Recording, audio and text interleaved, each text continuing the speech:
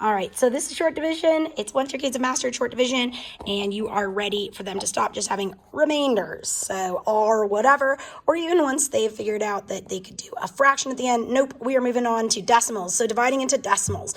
Let's start with a pretty small number. How many times does 3 go into 71? A lot of kids will figure this out. You know, it goes into 60, 20 times, etc. But we're going to try with short division. So first we start here. How many times does 3 go into 7? It goes in 2 times with 1 remaining, right? Because 2 times 3 is 6, 1 remaining. I'm just going to cross that out and I have 1 here. That's where my remainder goes. How many times does 3 go into 11?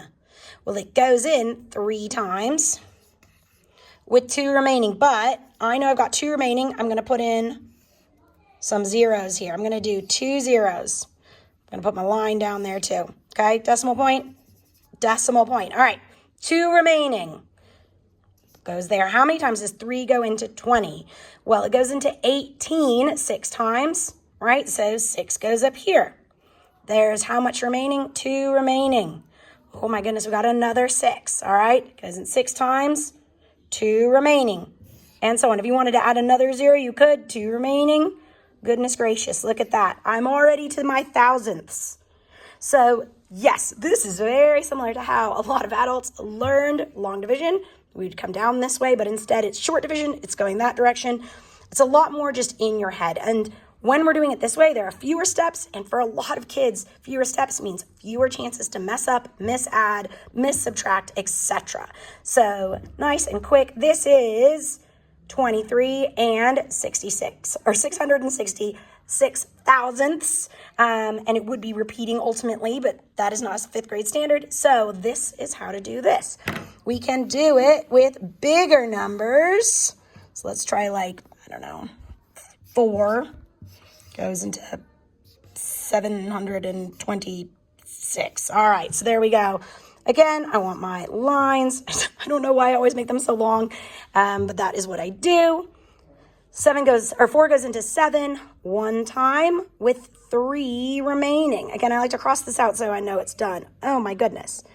32. Well, I know 4 times 10 is 40.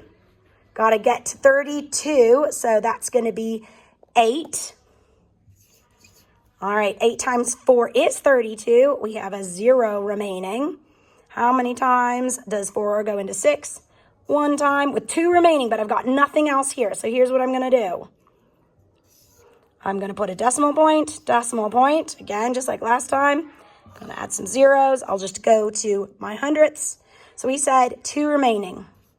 2 remaining right there. So how many times does 4 go into 20? 5 times. With 0 remaining, how times does 4 go into 0? 0. So the amount of times that 4 goes into 726 is 181.50, or 0.5, or 5 tenths, or 50 hundredths. Any way you want to split it. So that is how that works. You could have kids start out with this decimal point and the zeros there. That would be a great way to start it until they get ready to do it themselves. So that's it. That's short division with no remainders going into decimals.